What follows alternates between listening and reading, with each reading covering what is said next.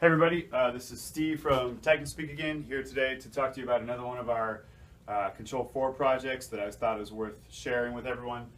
In this particular case, we have a Control 4 panelized lighting system over in Venice, California, and we were presented with a motorized window up in the master bathroom that we at first were attaching to a panelized relay module. We found that did not control the window correctly.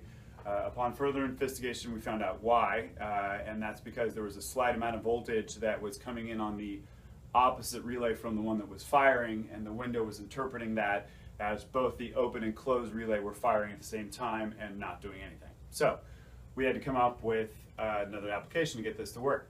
In this particular case, we went a little old school and applied a single pole double throw relay. That is a single position that switches between two different wires for two different outcomes. It's used a ton in old school machine automation. Don't use it so much in home automation, but in this particular case it worked out really well. So in a nutshell, what we're doing before we get into the details is we're using the Control 4 controller on the low voltage side to control a line voltage relay on the shade side, because the motorized window does require 120 volts AC for both relays. So they are line voltage relays, just so we're clear on that. So in this particular case, what we ended up doing is, like I said before, we took our EA5 controller, wired up to our contact closure wires. These are our low voltage wires here. Wired up our line and our neutral. This is just to power the relay. This is not to provide the relay wires with any particular juice. So we also had to connect our line voltage wire to our common, because our common wire is what we're going to share between the window open relay and the window close relay.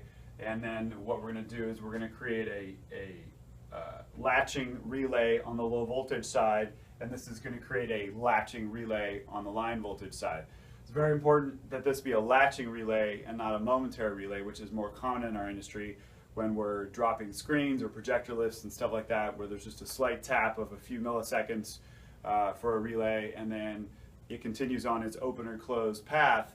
In this particular case, that isn't the case. As soon as you let this go, it's going to stop. So very similar to maybe also a sprinkler for those of you who've done those. So in any case, we wired our line voltage wire here.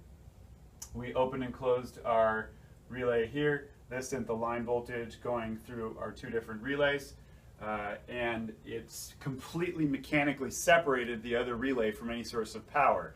So when the window open relay was firing, there was absolutely no voltage whatsoever on the window closed relay, and vice versa. And that's really what this window needed to work. So if there are any questions on this, you can feel free to email me at info@technospeakcode.com. And with that, my name is Steve, and on behalf of all of us at TechnoSpeak, we thank you for watching this video and hope you find it useful.